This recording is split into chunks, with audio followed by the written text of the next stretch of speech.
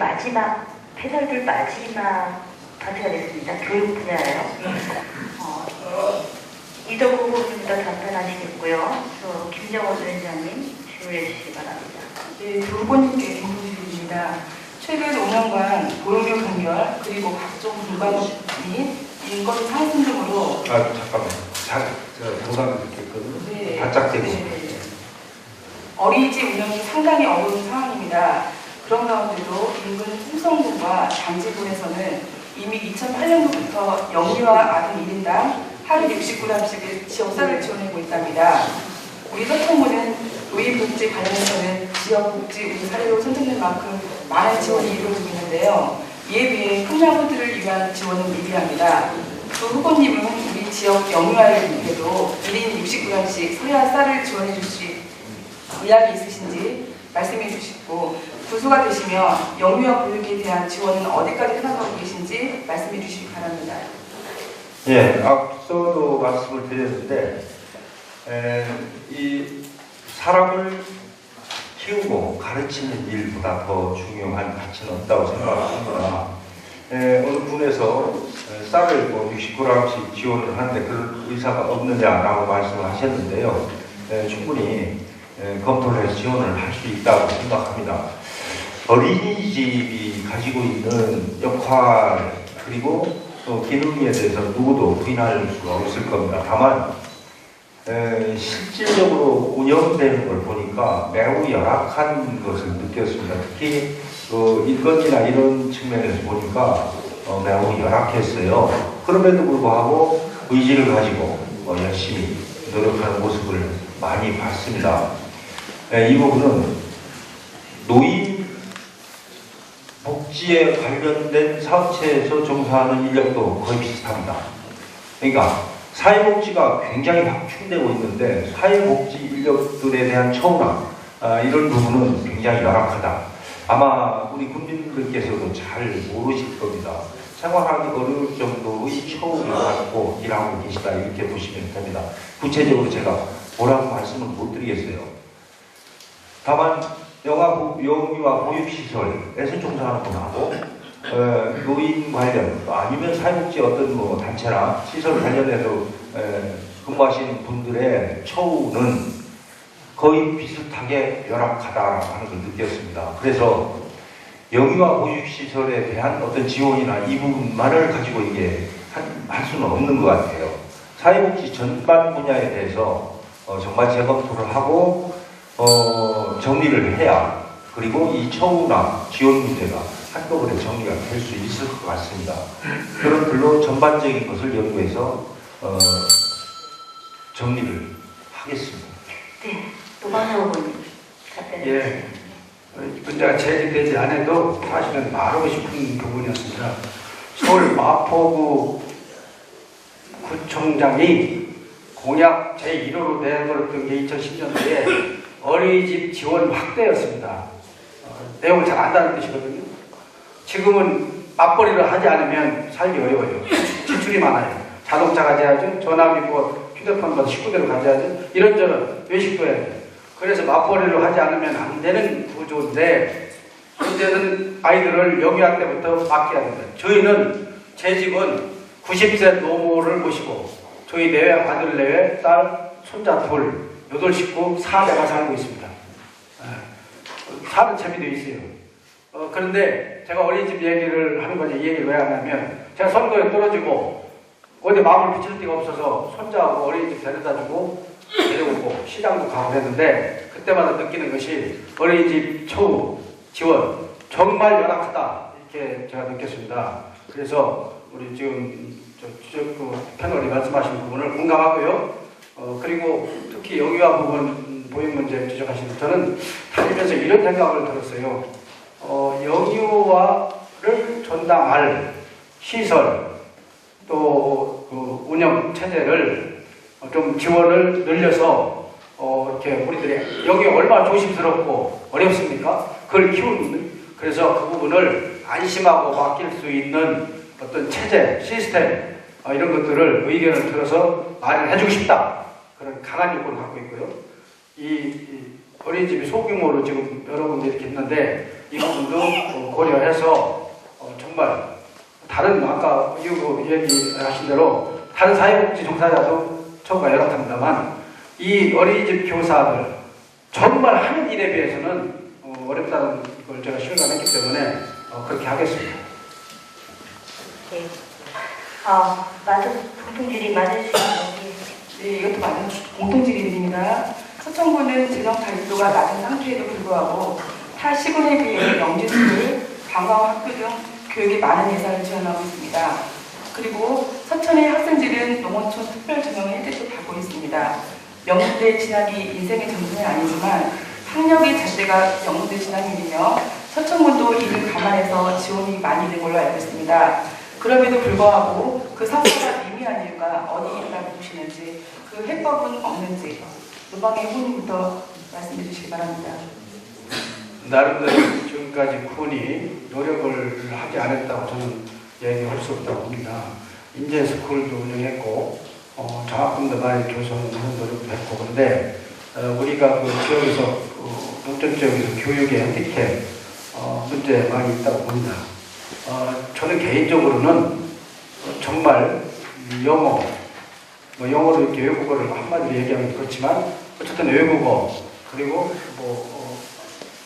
어떤 그 학업에 기초적으로 필요한 과정, 이런 것들을 지자체가 나서서라도 우리 국민들이, 우리 학부모들이 어느 정도의 기대를 가질 수 있는 수준, 시설, 과정, 이거를 따로 만들어서 운영하고 싶다는 그런 생각도 했습니다. 그러나 현실적으로는 공교육 체제가 있고 그래서 이렇게 단언하기는 어렵지만 그런 부분에 대해서 우리 학력, 신장, 또 우리 학부모들의 기대, 이것들을 맞춰나가는 어떤 예산 지원, 또 커리큘럼, 제도, 이런 것들을 잘 되고 있는 지역, 또 새로운 방식의 도입, 이런 것들을 해보겠습니다. 네, 답변 드리겠습니다. 서천군에서 지금 소위 인재스쿨이라고 해서 많은 예산을 들여서 학력 신장에 도움이 되는 교육 지원을 하고 있습니다.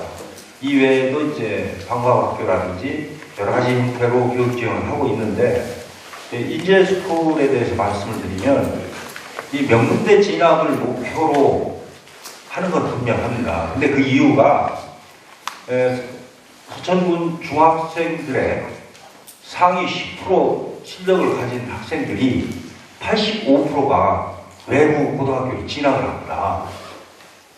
유출이 심한 거죠. 그래서 이유가 뭐냐? 좋은 대학을 가기 위해서입니다. 그래서 인재스쿨을 통해서 서천에서도 좋은 대학을 갈 수 있다라고 인식을 심어주기 위해서 인재스쿨을 했어요. 지금 현재 상위 10% 학생들의 70%가 서천에 남습니다. 그러니까 완전히 역전이 됐어요. 이것 때문에 하는 거예요. 교육이라고 하는 건 학력만 가지고 할 수 없습니다. 인성이라든지 여러 가지 형태를 갖춰야 교육인데, 우선 학력 신장을 위해서 인재스쿨을 운영하고 있다, 이렇게 말씀을 드리고요. 방과학교나 나머지 중저위 학생들을 위한 어떤 프로그램, 이런 것은 좀 부족한 현실이에요. 저 생각은 예체능도 대단히 중요하다. 요즘은 개성시대입니다. 예체능 부분도 분명히 지원을 통해서 함께 성장을 시켰으면 좋겠다, 이런 생각을 가지고 있습니다. 특별한 것은 교육은 교육 전문기관이 담당해야 된다. 서천구는 교육 전문기관이 교육을 맘먹고 시킬 수 있도록 지원을 해주고 뒷바라지를 해주는 역할, 그랬으면 좋겠다, 이런 생각을 갖고 있습니다. 네, 이제 마지막 질문 드리시죠. 이것은 서천군 지역 아동센터 협의회에서 보내온, 참고로 거기서 보내온 질문입니다. 네, 이번에도 공통질의드립니다. 5, 6년 전에는 지역 아동센터 1을 개선하자 아동복지사 1인 지원을 받았으나 최근 아동센터도 늘고 반면 지원이 진작이다 보니 아동복지사 1인이 두세 곳을 케어하는 상황이라 합니다. 그렇다 보니 책임감도 떨어지고 사명감도 떨어져 지역 아동센터 개소당 아동복지사 1인 전담형 배치가 시급하다고 합니다.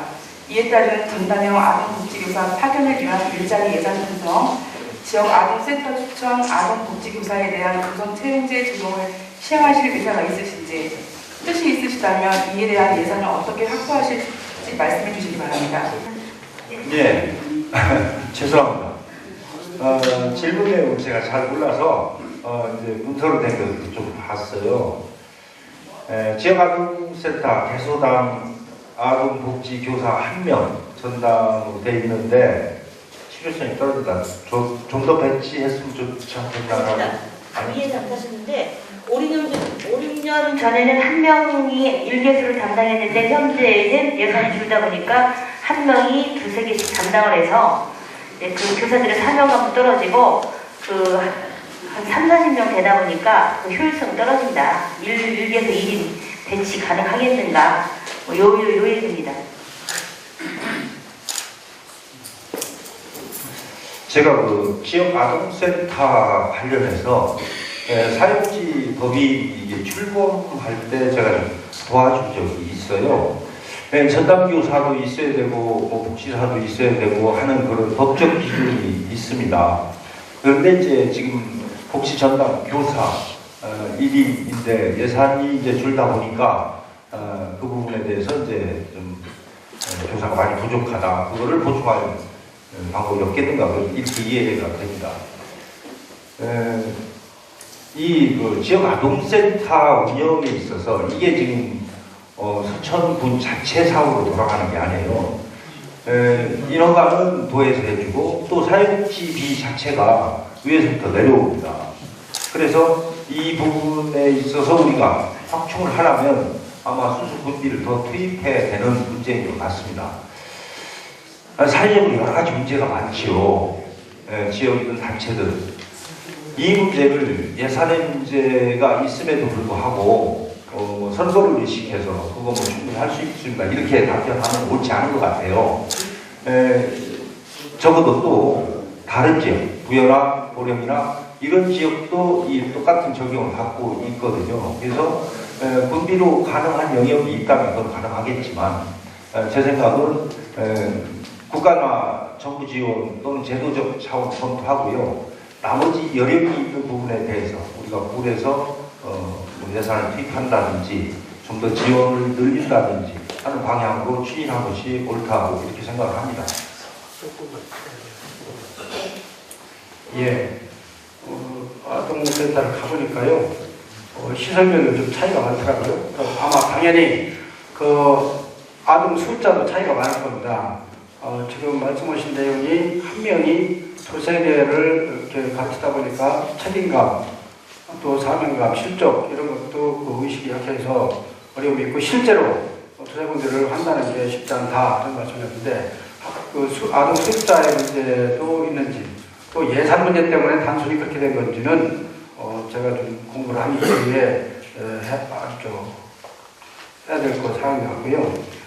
이 부분에 대해서 대개는 뭐 교회 부설도 있고 지역 단위에서 운영하는 그런 그 후보를 받아서 운영하는 데도 있는 것 같은데 최대한 그것이 좀 걱정스러워서 지원을 늘려달라는 취지로 말씀하신 것이기 때문에 어쨌든 확실하게 파악하고 그리고 아까 어린이집 이야기처럼 그런 지원이 필요하면 그렇게 해야 된다고 생각합니다. 네, 오늘 이것으로서 패널들 질문이 다 끝났습니다. 정말 수고 많으신데요. 제가 사회자가 서천당 장학회 기금 100억 목표로 하고 있지 않습니까? 요걸 100억을 목표로 꾸준히 해두고 이자만 가지고 지금 찔끔찔끔 하고 있는데 사실 당장에 굉장히 필요한 부분들이 많거든요. 효율적으로 써야 될 부분이 꼭 100억 채우셔야 직성이 풀리시겠습니까? 두 분께서는 우리 이덕구 부모님께서 답변을 해주시죠. 화려한 날 잘 먹겠다고 굶을 수는 없는 거고요. 필요한 부분은 투입을 해야 되고 그러나 장학기금은 다다익선입니다. 많을수록 어떤 활동 영역이 넓어진다고 생각을 하고요. 100억 목표로 하고 그때까지 참아가면서 할 일을 하지 않는 건 옳지 않다고. 네, 그거는 예, 일시적으로 된 현금도 있고 매달 일정액을 불입하는 후원 제도도 있어서 78억인가요? 80억 가까운 장학금이 그 기금이 모아진 것 같습니다. 이런 의견들이 있어요. 우리가 이 서천군 이렇게 교육 환경이 어렵고 외지로 나가고 그러는데 그거 100억을 쌓으면 뭐하냐. 이 어려운 때, 이 중요한 때에 기금을 일부라도 쉬운 말로 벌어서 필요한 때 써야 될 거 아니냐. 이자도 적은 시기인데 이런 지적도 있는데 저는 어느 쪽이 좋다, 옳다 제가 판단을 그런 건 쉽지 않은 것 같습니다. 이 장학금을 어쨌든 모으는 거에 대해서는 또 여기 계신 우리 어르신들 지역에 많은 동참하신 분들이 있어서 이런 많은 돈이 모아졌는데 이 장학금은 앞으로도 계속 모으고 수혜를 늘려나가는 방법으로 해야 된다고 생각합니다.